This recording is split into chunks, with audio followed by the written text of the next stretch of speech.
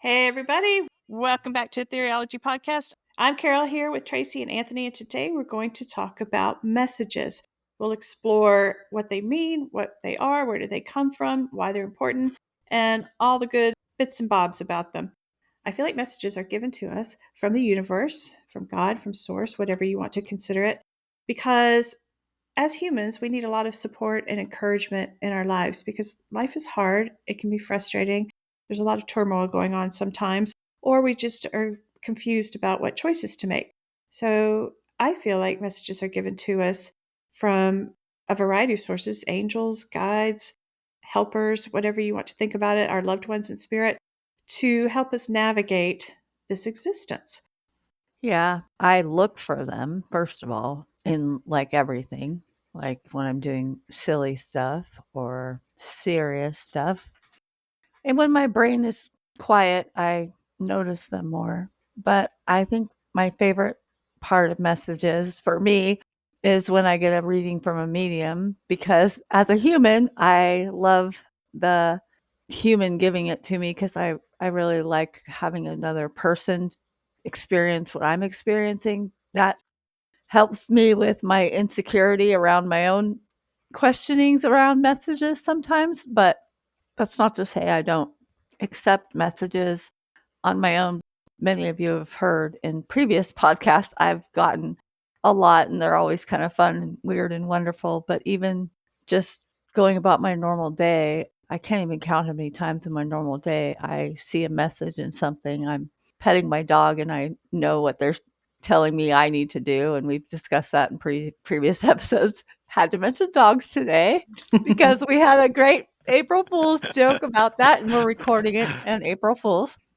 So, anyway, yeah, I don't think there's an ending to exploring what that is. And I think it's an individual thing for each person. But I like that we're talking about it to maybe clear up what the listeners are feeling or thinking, or validate even what they may have thought was a message. And maybe that'll make them feel warm and fuzzy. So, Anthony, what are your thoughts?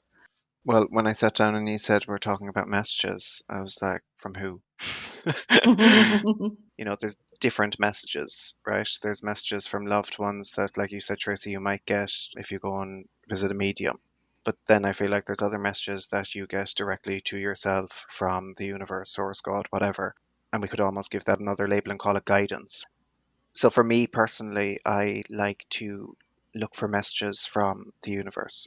All of that is based on my belief that we're all souls and that we come here to evolve and have the human experience. And it may be difficult at times. It's somewhat of a paradox. We discussed that in the human experience episode. But like that, we're not alone. And there's that guidance, that support system I feel is there for every soul. And if you're open to it, well, then how does that speak to you about true messages? I'll just add one more thing to that. I also think there's a, let's say, next level up, and you kind of referred to it, Tracy. You can get messages external from people around you, from the environment, right? It can come from any source, but you can also get messages internally to you. I always say that if you ask the universe for guidance, that your intuition is the universe speaking back to you. So that, in a sense, is guidance, but it's internal, and it's an internal message and guidance system that everybody has. But that's something that we have to learn to build up and trust in. And until we get to that place, well, then we can use our environment around us. And sometimes we are inclined to believe our environment or what other people say rather than ourselves, I find. Yeah. Exactly. It's easier to trust what somebody else says versus like, did I make that up? Is that really a message? Did I really listen to that intuition? Which is why I really like this topic of messages and being able to recognize them in other ways and from other sources. So I really like that you phrased it that way. I also feel like when we're talking to people, like the three of us will talk, we'll give each other messages, but they're inspired messages. We know that the spirit world is, let's say, using Anthony to give me a message. He's inspired by spirit to say particular things that would be very, very different than if he were just using his own mind, let's say, to give me a message. They might be similar messages, they might be very different. But I like that when I talk to people, I feel like I kind of had two ways of getting that message, from my friend, but also from spirit through my friend. So if you have a friend or somebody that you know always gives really, really good advice, consider that it might be that they're listening to their intuition and they're listening to their spirit world, delivering a message to you from that source. I was thinking when you guys were talking about how messages don't really come from our mind either. It's like it comes from somewhere else. Our mind filters what we perceive of a message or how we deliver it. But I guess I'm thinking maybe people think that they have to think about what the message is, and you don't. Like on a bigger scale, like it comes when you're really not thinking, at least in my experience, because sometimes you can get a message. Let's say you have a loved one that's passed away and you're really not in a space to kind of look for things or whatever. And sometimes something will just be right in your face that you can't deny. And maybe you're not somebody who thinks about spiritual things, but you always kind of think, oh, but there's no explanation for that. I think those things that you can't logically think it away are like the best messages. And sometimes it Mm-hmm. could come from words or whatever, but it doesn't actually come from your mind. Your mind just filters it or perceives it a certain way based on who you are. And I think that's really kind of cool. I like what you said about messages coming through when you're not thinking about it or not expecting it, because for those of us who can be daydreamers, wanderers, our mind goes somewhere else, then I feel like that's a great kind of space to receive a message. And when I say bringing in the mind, I mean, I like your point about saying it's not really our mind, but to me, it's like we are also not aware of maybe spirit is giving us a message. So it feels like it's us, but it comes to us. So in daydreams, we've kind of put that mind aside. So if you have this idea, you can actually go, was that my idea or was it inspired? Did somebody plant that idea? But that's a really good space to get messages in, is when you're doing, and we've talked about this before, when you're doing the mundane kinds of things. That's kind of that daydreamy space. So for Tracy, it's when she's fixing her hair, she can get those messages. That's Yep. when you should be asking her for an answer to a question. Exactly. Yeah. And, I was thinking about that too, because fixing my hair, for example, it's not that I'm somebody that fixes my hair all the time, but I've been a hairdresser for over 20 years. So if you think about it in anybody else's reality of what have you done so long that it's so natural to you, it's more of like in Mm-hmm. that state of mind, which for me is like when I'm doing hair, it's like, oh, I don't have to really think about it. It's like, or some people when they're driving, you're not really thinking about it other than if you're going the same route every day, it's so natural to you because you've done it before, and then your thinking mind isn't having to work as hard, so it allows the space for those messages to come in, you know? Like, oftentimes in a mediumship reading, their loved one in spirit will say, like, "When you're driving, they'll play a certain song," or "You'll feel me there," because maybe the person driving has taken the same route every day, and they're not thinking about it as much because it's natural to them. So, yeah, I like that thought. As you were talking about songs, I literally was writing down the word lyrics because that's something I wanted to go back to. So it happened at the exact same moment, synchronicities. I But love these messages we're getting today throughout this I do too. conversation. When I am listening to music, I will find that certain phrases stand out to me or fit a situation I've been pondering and thinking about. And I very strongly feel like for myself, I do get messages in songs, in the lyrics, in poetry, in a book, some kind of way through of words that aren't necessarily words that are from me. And I pay attention to those because if a topic's been on my mind, and then something that's familiar sounding about that topic comes in through a song, then I'm going to pay attention to it and say, well, what's the rest of the song? What are the rest of the lyrics? Or does all of it fit for me? Does part of it fit for me? So I take from the lyrics whatever fits for me. So I'm using my intuition in that way. It might not be about the whole stanza, it might just be one line, but that's okay. It is a message for me. Yeah, and you know how your own brain works and processes things.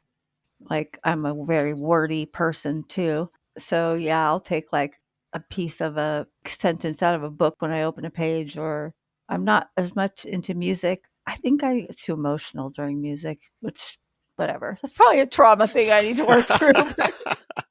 But I digress. Yeah. Okay. Messages. Sorry.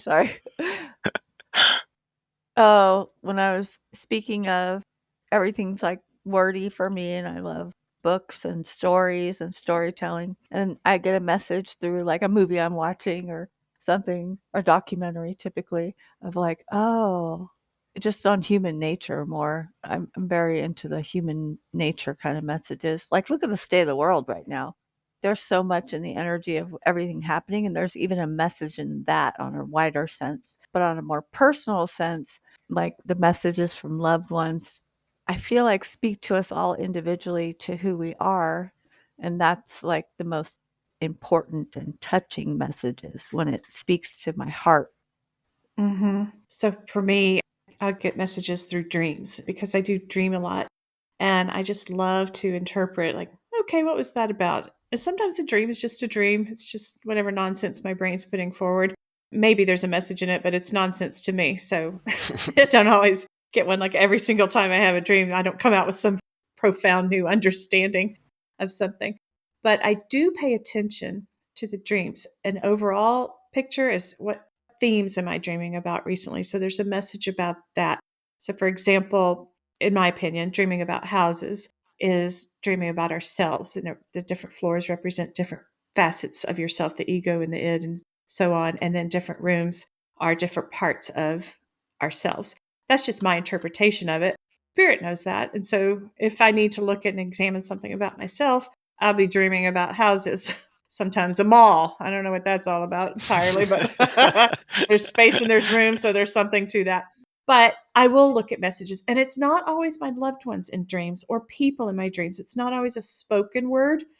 Sometimes it is. Sometimes it is something from my loved ones. Sometimes it is something from just a character in my dream. Like I said, sometimes it's just a theme that I know I need to look at because it keeps happening over and over again. And yes, sometimes there are predictions. I have dreamed of stuff that occurred in the future or in the near future, or was very similar to something that's occurred. So I pay attention to that too. And a lot of times that's after the fact. So that's something to explore as well. Like, why do we get messages about stuff that was going to happen that we couldn't change? That may be another episode. But in general, I'll just say for the curious, it just means that you're tuned in to what's going on in the world around you. So you kind of have a connection there. You're listening to your gut feeling. I love how you talked about like your dreams, Carol, and how you get messages in them, because I was thinking about how people will get messages on like framed in a way that they understand in their everyday life. And when I say that, I mean, like, I know you love word puzzles, and I also know you're very organized and structured. So you have like the house for this, and you have the mall with the rooms, and it's a puzzle to figure out because Mm-hmm. it's not the actual thing that the message is trying to give you, but it's something for you to ponder of what message goes into that. But it's Mm-hmm. also very structured, you know? Mm-hmm. And so everybody receives messages differently. And it's usually, if you're trusting and you're tuned in, it's really when you know yourself better, then you understand them and can decipher them better, I feel, because you're more open to it. So mine are all over the place because I am all over the place most of the time, you know. But I know that I like to listen. I'm a very big listener to podcasts, and even when I watch TV, I'm not really watching, I'm listening. I can be visual, so a lot of my messages come audibly or through written word. And then when I'm actually fully relaxed, then I get the weird things like the lizard doing push-ups or that kind of thing. But yeah, messages. I lost the plot, guys, because I feel like I had something to say to wrap it up, but I totally lost it. Oh, yeah, I remember. This is a question for you both. If you totally believed in the afterlife, like you both do, what would be most important to receive from a medium from your loved one? Like, if you miss them and they could be back today, like, what would you want the first thing to be? Your interaction with them. What would you want that to be? So what kind of message do we want? Is that what you're Oh, saying? you said I message. did say So message. I just was wondering because I feel like messages are so important. I feel, at least with my experience of my own and then people I know, when their loved one passes away and there's grief, like the most important thing people want to feel is their memories with the person and also what they would say to them now because they miss talking to them. They miss being with them. Mhm. And so messages in another way, like through mediumship, I feel are like so, so important. And I just wondered if a lot of people maybe that don't know about mediumship as much, maybe it's just that they don't trust it fully. So the evidence part is important, but I think messages can be evidential. But I also think that once they're relaxed in the state that they know you have their person there, like the human soul, in my mind, craves like some kind of communication or interaction with their person in spirit, which I see as a message. Yeah, so I'll answer that on kind of a professional level as a medium rather than personal because I like all of the same things. But I'll say when people come to me, the messages they want, there's a few that are very common that people want. They want to know their loved ones are safe. They want to know that they made it to the other side, that their soul still exists, that life goes on even without the physical body. They want to know if their loved ones are around them and have seen what's going on since they've been passed. In other words, do they know that the baby was born? Were they at the wedding ceremony? That kind of thing. So they want to know that their loved ones are still around. They want to know, can my loved one hear me when I talk to them, whether it's out loud or in my head? So those would be maybe the more common ones too, but a lot of times there's also advice they want from their loved ones or support for a situation, or does he approve of, I'm selling the house now, is that okay? What does he think about this situation? So that's also very common as well, but it covers a lot of different questions.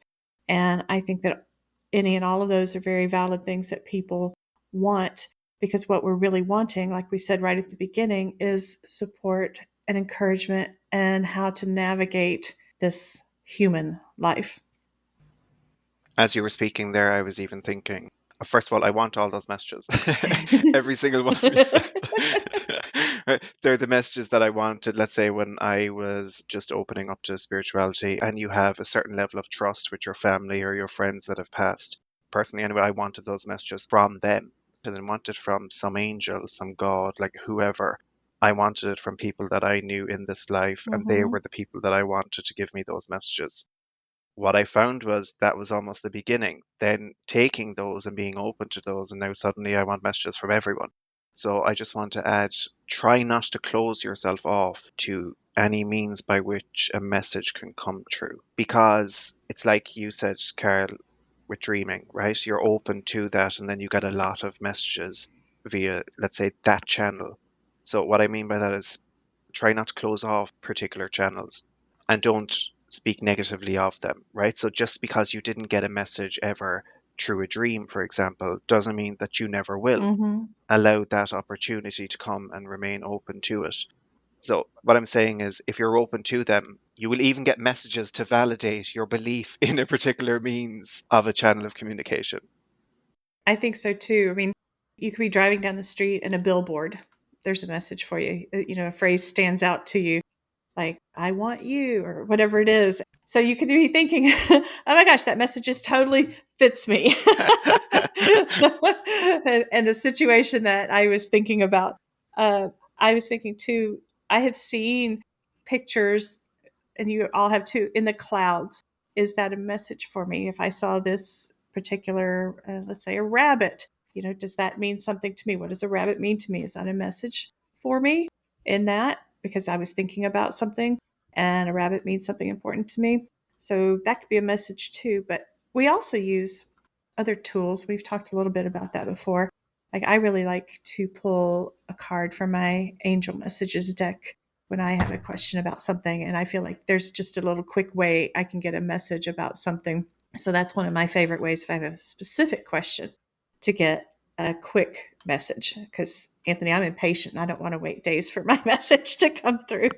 Well, I was just thinking there a while ago, I was like, she think I'm sitting down in the field waiting for a cloud to pass to give me my answer.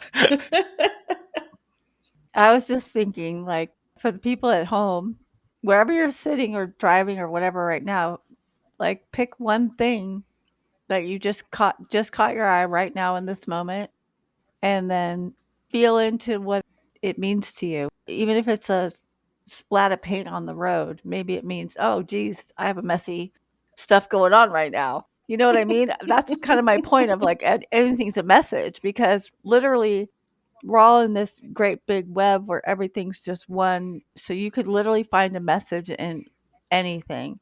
Of course, there are some that's more poignant in what you're asking for or needing that will be more obvious, but really you can find a message in almost anything around you.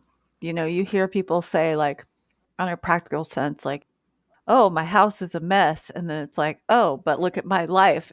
It's like a reflection of what's going on in your world, you know, if you want to think about that in a deeper way. And that's all, whether it's your higher self, source, universe, God, there's messages in everything. Absolutely everything. Yeah, I agree. I was out earlier today and a lady at the store had a tattoo and I could see part of it and it said, "Life is beautiful." And to me, that's a message right there for myself. I just noticed it on her arm. And I actually have several signs around my house that say, life doesn't have to be perfect to be beautiful. And it's a reminder to myself that it's never going to be perfect, y'all. So we have to take the beauty where it comes, right? And that was seeing her tattoo was just a little reminder to me of like, oh yeah, be thinking about that. Things don't always go the way we plan. For example, we plan to go record an episode and then technology issues come up and we have to deal with that. 2 hours later. But it's still beautiful. And now we have this beautiful episode because, life doesn't have to be perfect. Save yourself and realize that life isn't meant to be perfect. Mm-hmm. Like I spoke there at the very start of the ups and downs. The whole point is life is ups and downs, but the important thing is you should realize that you're not alone. And like Tracy said, if you so much as look for a message, you will find it. You just have to become aware enough and trust enough that if I ask the universe, God, source, whatever, for guidance on a particular area of my life, that you will get that response and that message will come true to you in maybe an obvious way, but it could come true to you in a way that you have never thought of. But it's just to be open to that. And then you'll have your perfect life. It really? Is that all it takes? It's that saying, change the way you look at things and those things change. Mm-hmm. I was just thinking perfection is a perception. You know what I mean? Yeah. I literally just gave you a saying then for perception, and that's what's rattling around in your head at the same Yeah. time. Mm-hmm. Is that a message? I'm taking Yes. it. Yes, it is. See, the two of us latched onto it. I pulled a card before we even started because I have this little deck of essentially their messages, and it says, "You will see it when you believe it. Your thoughts create your reality. Bend your mind." Mm-hmm. That is so cute. Mm-hmm. Yeah, messages, they're everywhere. So when you believe that you will get them, they will start flowing. Or if you just believe that they're actually a message and not poo poo it Mm-hmm. about that it's just something insignificant. And I think a lot of times people can turn away from messages because of fear. And Anthony talks a lot about fear. So I feel like some people discount messages due to fear sometimes. And one other, which for myself speaking, sometimes I get messages, let's say, and it makes me uncomfortable. In other words, I don't want to do it. The Mm-hmm. human, the ego doesn't want to do it. It doesn't want to accept this message. Without a doubt, that is a message. So usually when the ones that your ego wants to resist, that is a much deeper message. Like you could nearly say that they're the messages that are for the evolution of your soul. for you to overcome something, for you to grow, right? It's not meant to be comfortable. What doesn't challenge you does not change you. Mm-hmm. And I have to remind myself of that when I get messages that I would rather not get. But yet I wouldn't be where I am today if I didn't pay attention to those messages too. Mm-hmm. I'm glad you Yeah. brought that up. I was just thinking that too, because I don't always want to do either with what the messages I feel are coming to me are letting me know, like, hey, you should look at this thing, or hey, you should try that thing, whatever it is. Usually some kind of experience that is new. And I have a little bit of fear around that because Hmm. I don't love to change. I like it when everything feels stable and happy and balanced. And of course, that lasts about 10 seconds. And then here they go and say, oh, but wait, now you should go do this. But the more resistant I am to that, the more fear builds up around that. So I've had to learn over the years to try, I'm not saying I'm perfect at it, but to try to not see where the messages are going in the future. I just get this knowledge of a drop in message, let's say, of you should go do a podcast. Okay, well, what if I don't want to do a podcast, right? Well, I don't know how to do that. I'm not very techy and I don't want to talk and blah, blah, blah. And if I go, well, where is that going? Why do I need to go do a podcast? I don't need to know that anymore. So this is something I've learned with growth and development is if I looked at it and said, I can't do that because of X, Y, and Z, and I don't even know the point of that. But I just really felt strongly like this would be a good thing to do. I just feel like I'm being pushed to do that. So, okay, let's try it. And you guys jump on board too, right? And so together we're doing something kind of fun for us anyway, and hopefully helpful to other people. But if I had looked at it and said, I can't because it's scary, then I wouldn't have grown to the point where, okay, well, now I'm more comfortable with this. And now I'm more comfortable talking about my belief system, whereas I wouldn't have been that comfortable before. And the ego will always try to keep us in our comfort zone. Mm-hmm. But if we're true to ourselves, we're here to grow and we're here for new experiences. And it's almost like if you surrender to the ego, you may never have those. But if you can almost tame your ego and surrender instead to, like what you said a while ago, I often think that the mind will want you to do one thing, but the heart might want you to do something else. Mm-hmm. And if you can listen to the heart, the life you imagined for yourself will not be the life that you've lived. Because it's almost like if you listen to your heart, that's where you're being pushed from the universe, from God, from source. It's almost like, I know this is uncomfortable, but just go for it. Just put yourself out there. And then suddenly things happen as a consequence of that decision that you might never have thought possible. And that's what makes the life perfect. So even with all the ups and downs, you get to the end and you say, what a beautiful life. What a perfect life. Even with all the sadness, even with all the ups and downs, I just stayed true to myself and followed the messages and followed the guidance. And what a beautiful life it ended up being. Now, that's what I think anyway. I'll let you know when I get to the end of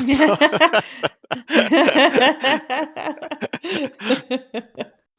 So I think overall, you need to ask yourself, like, how do I normally receive things positively in my life? Like, do I like it when people tell me nice things? Do I get inspired by beautiful pictures? Does a song make me excited?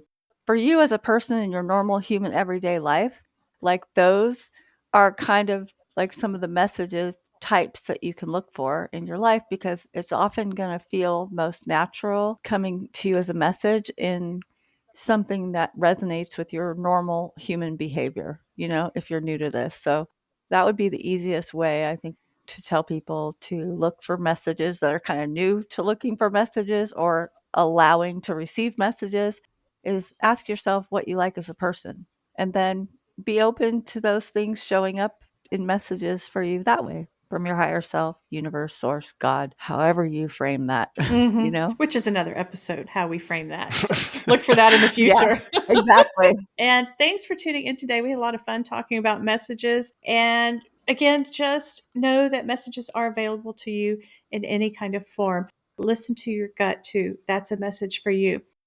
So you've heard about how we get messages and types of messages that we get. Let us know about your messages. Go to our socials and let us know what some of your favorite messages have been or how you receive messages. And if you have any topics for other episode ideas, let us know through our socials as well. We look forward to hearing from you, and we'll see you next time. Bye, everybody. Slán. See ya.